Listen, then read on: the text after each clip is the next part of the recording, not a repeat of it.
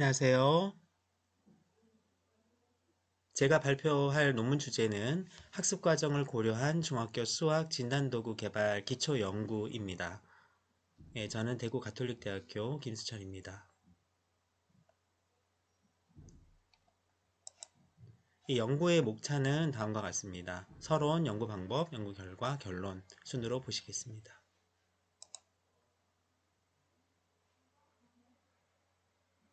최근 개정된 2022 개정 수학과 교육과정에서 평가의 주안점은 다음과 같이 학생 개개인의 교육 목표 도달 정도를 확인하고 학습의 부족한 부분을 보충하고 수학 학습의 질을 개선하라 라는 것으로 얘기를 하고 있습니다. 또한 교사가 학생에게 평가 결과에 대한 적절한 피드백을 제공할 것을 요구하고 있습니다.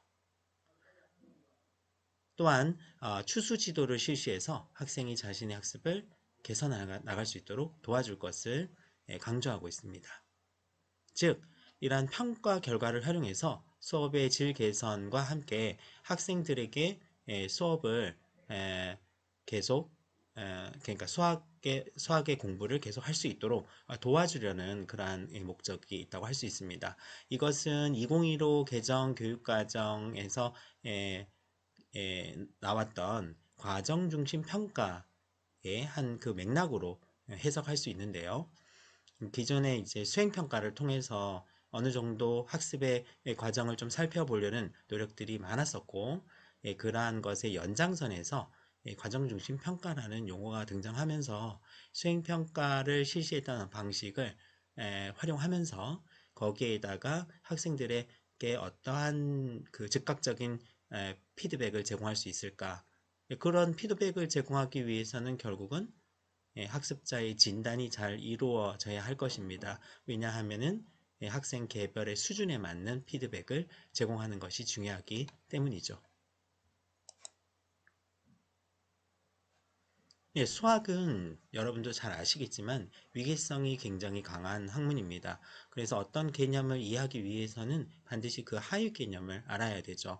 간의 위계 분석도 이러한 부분을 굉장히 강조하고 있다고 볼 수 있죠. 특히 이제 수학 교과에서는 그러한 특징이 굉장히 두드러지는데 학생들이 만약에 결손이 나잖아요. 그러면은 지금 현재 배우는 수학 개념을 이해하는데 굉장히 어려움을 겪게 될 수밖에 없습니다. 왜냐하면 선수학습 요소를 잘 이해하지 못할 경우에는 현재의 개념을 이해할 수가 없기 때문이죠. 이것은 수학의 위계적인 특성 때문이라고 할 수 있겠습니다.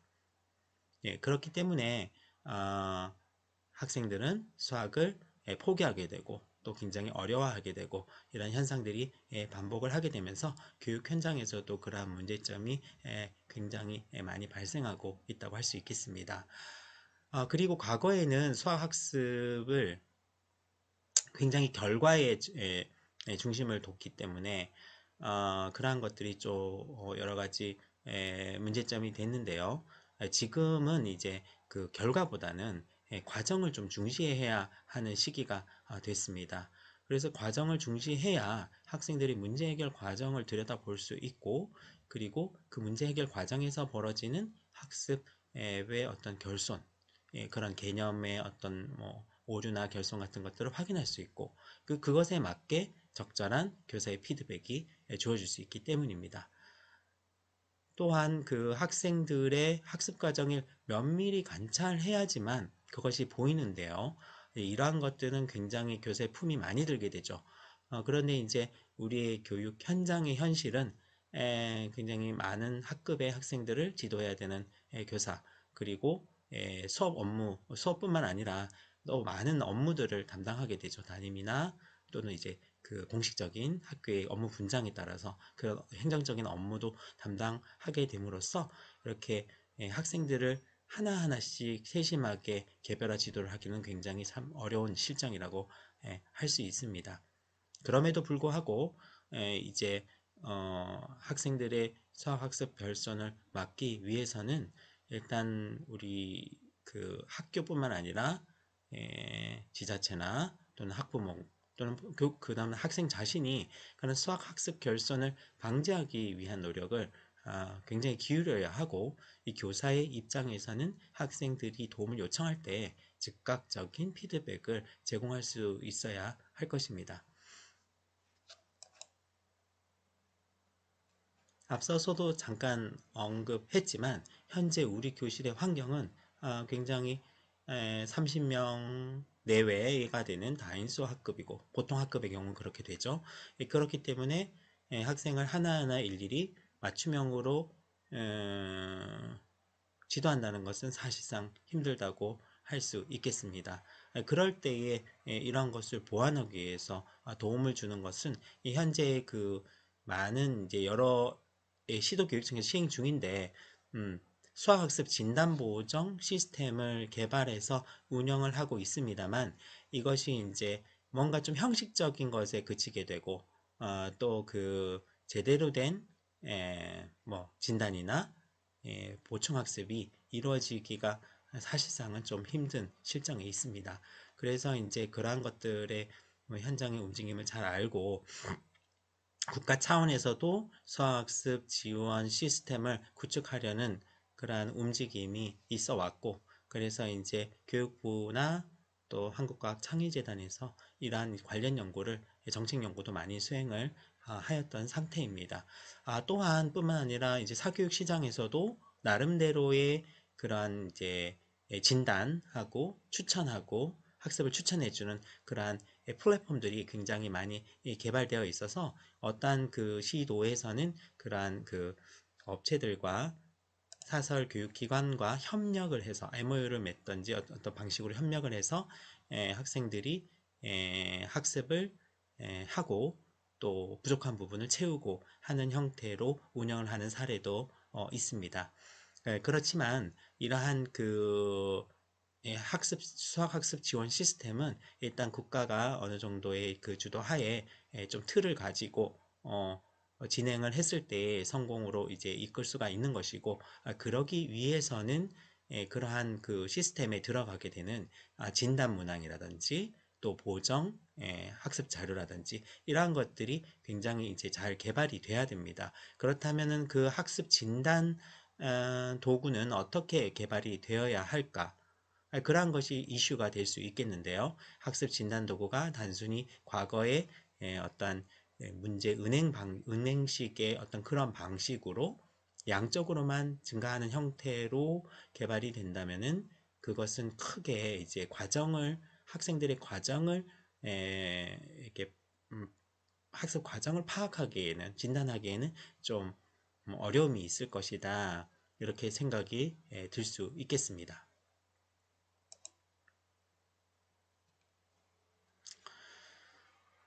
교사는 개별 학생의 발달 수준이 특성을 고려하여 평가 계획을 수립하고 실천해야 한다는 것은 너무나도 당연한 일입니다. 의무이자 또 이렇게 좀 실천을 해야지 되는 것이고, 또 개별 학생의 학습 수준을 판단하기 위해서는 그 교실 안에서부터 정확한 진단이 이루어져야 합니다.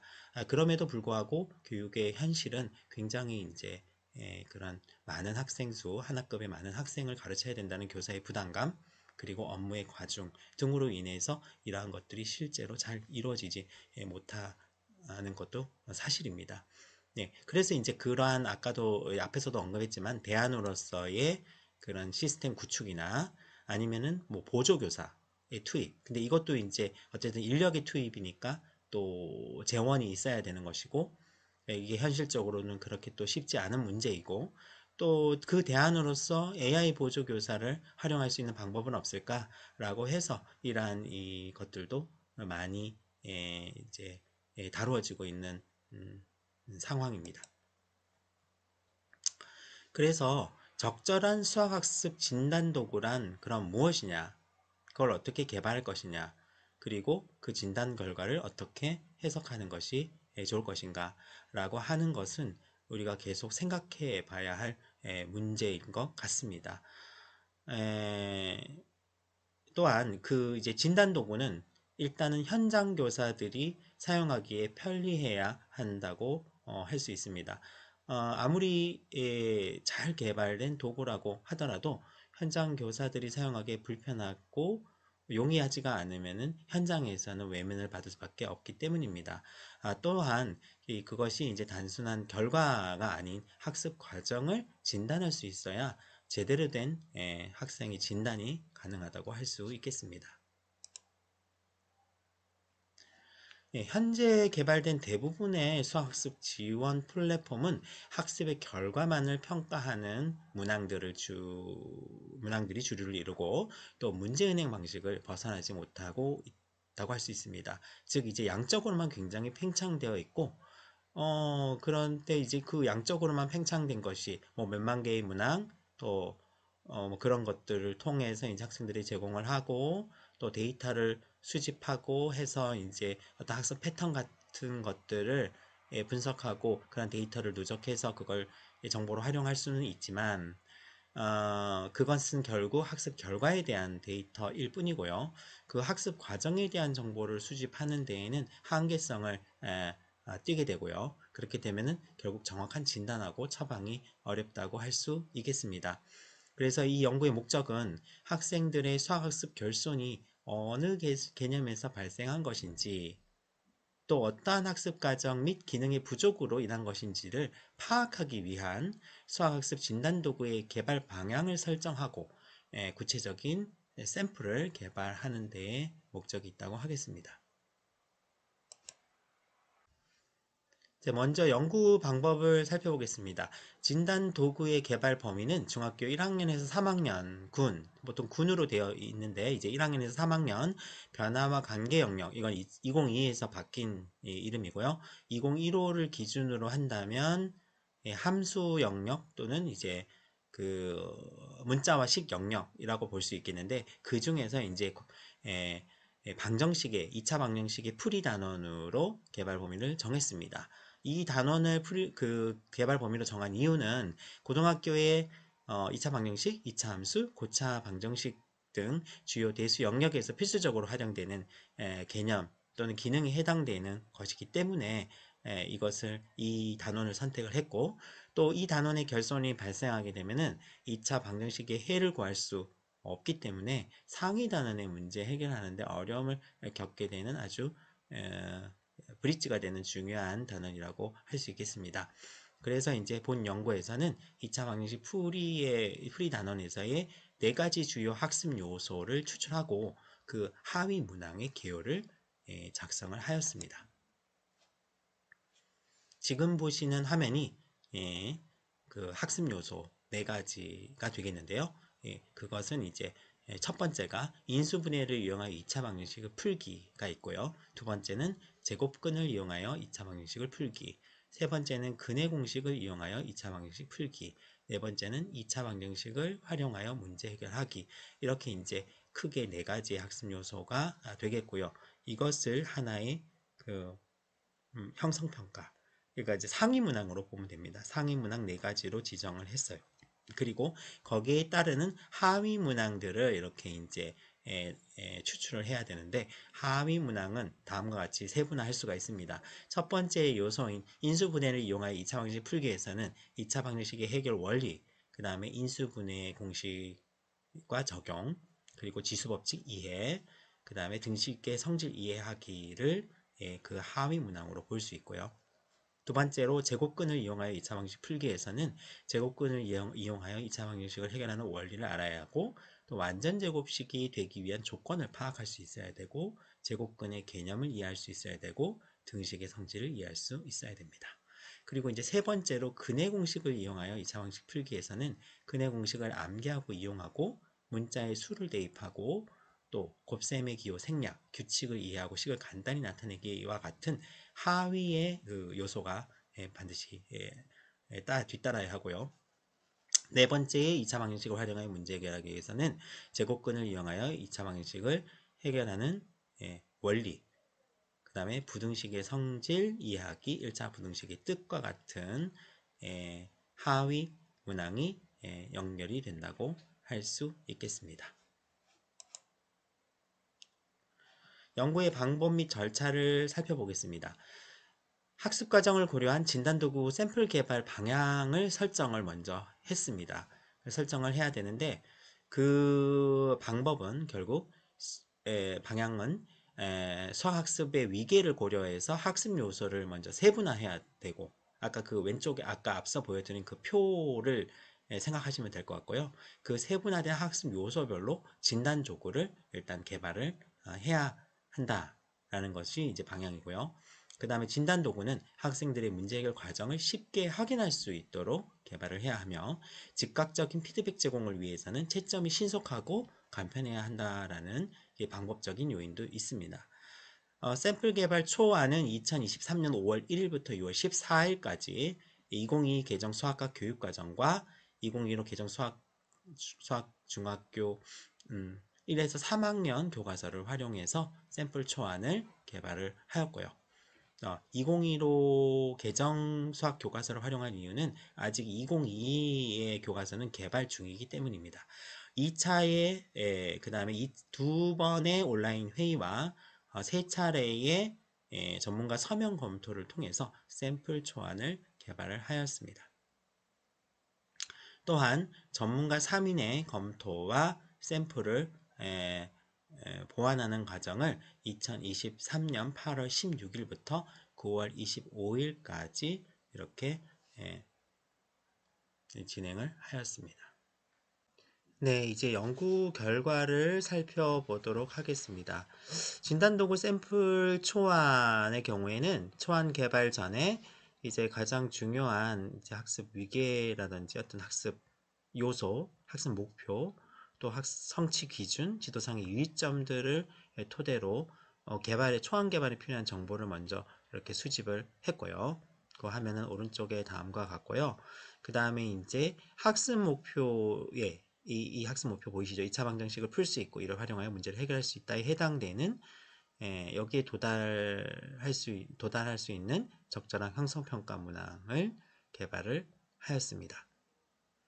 그리고 이 형성평가의 문항별 하위 문항을 개발을 했는데, 이 하위 문항은 역할이 있는데 그 역할은 학습 목표에 도달하지 못하는 학생들에게 형성평가의 각 문항에 해당하는 하위 문항을 이제 이렇게 링크해주는 그러한 역할을 하게 됩니다. 그리고 하위 문항을 해결하지 못하면 보정자료가 다시 링크되고, 또 보정학습 후에는 재평가가 실시되는 그런 프로세스로 이제 이루어져야 되는데, 그러한 것들을 고려해서 진단도구 샘플 초안을 개발하게 되었습니다. 지금 보시는 화면이 이제 형성평가 문항 중에서 이 두 가지 문항을 가지고 온 것이고요. 오른쪽이 그것의 하위 문항에 해당되는 것을 예시로 보여주고 있습니다. 먼저 왼쪽의 문제를 보시면은 문제 1번에 형성평가 1번에서 다음 2차 방정식의 2차 방정식을 인수분해를 이용해 푸세요 라고 이제 문제가 되어 있는데, 보다시피 이제 주관식 단답형의 문제가 되겠습니다. 자, 그런데 만약에 이 1번 문항을 이제 풀다가 해결이 안 된 부분이 있다, 틀린 부분이 생기면 이제 이쪽 진단도구 쪽으로 봐야 되는데, 문제 1번에 해당되는 이제 하위 문항이 여기 평가 1-1번과 1-2번 그리고 1-3번에 해당되겠습니다. 그래서 이제 1-1번은 요 2차 방정식의 인수분해를 이용해서 풀시오 라고 하는데 문제에 관련되는 1차 방정식을 풀 수 있는지, 그리고 다음과 같이 완전 제곱이나 또는 그 인수분해를 할 수 있는지와 같은 이런 문제들이 제시가 되고, 이것은 이제 요 2번 문제에 해당되는 제곱근을 이용해서 푸는 것의 하위 문항에 해당되겠고요. 그리고 다음과 같이 인수분해가 끝나고 나면은 a, b equal 0 형태에서 a는 제로고 b는 제로다 라는 것의 개념을 1차식의 곱으로 나타내고, 그것의 해를 다음과 같이 나타낼 수 있는지를 보기 위한 문항, 이렇게 해서 세 가지 문항으로 이 하위 문항이 형성되어 있는 예시를 볼 수 있습니다. 근데 이제 이러한 형태로 이제 플랫폼에 문항을 이제 올리게 되면은 그 문항을 등록하는 거에서는 좀 수월하지만 문제점이 발생을 하게 되었습니다. 어떤 문제점이 있냐면 주관식 문항의 경우에는 이 채점을 하는 데에 교사의 많은 노력이 필요하게 되고요.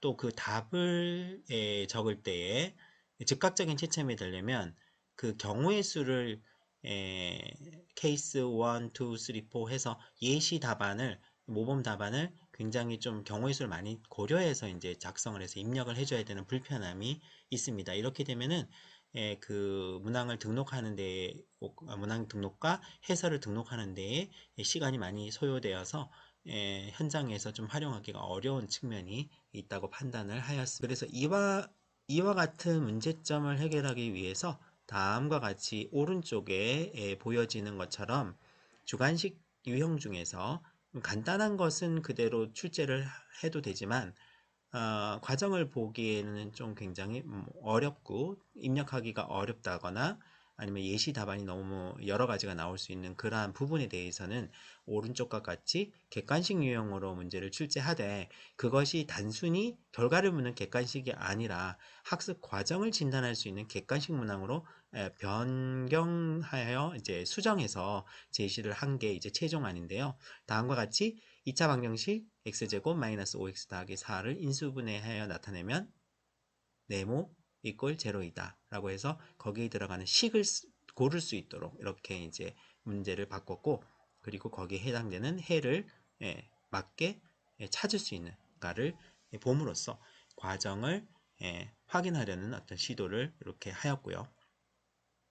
또한 아까 이제 앞서 만들어진 이 문항을 어떻게 이제 변형을 했냐면 여기에서도 a, b 꼴 제로일 때 옳은말을 하는 학생을 골라라 라고 해서 아예 이제 여기에다가 객관식 문항으로 줘서 이렇게 그 과정, 대화 내용에서 과정이 드러나도록 한 다음에 객관식으로 그냥 선택해서 채점이 좀 빠르게 진행될 수 있도록 이렇게 이제 객관식 문항으로 변형을 하였습니다. 그래서 이제 결론적으로 말씀드리면은 주관식 유형 중에서 수식 입력을 요하는 문항들 중에서 좀 수식 입력이 좀 어렵거나 또는 이제 여러 가지 모범 답안이 여러 가지 유형으로 여러 가지로 나와서 교사들이 그걸 고려해야 되고 또 입력하는데 불편함이 있는 문항에 대해서는 다음과 같이 문제 해결 과정에서 사용되는 식이나 값을 빈칸으로 제시하는 유형을 그 유형으로 수정을 했고 두 번째로는 이렇게 2명, 3명의 학생들이 문제 해결 과정을 대화로 표현하고 그 대화 내용이 옳은지를 판단하는 유형을 객관식으로 출제를 함으로써 그러한 그 단점을 개선하려고 하였습니다. 예, 아직은 이제 지금 프로시딩 형태이기 때문에 완전하게 그 문항이 다 개발된 것을 보여드리지는 못했고요. 이제 이 향후에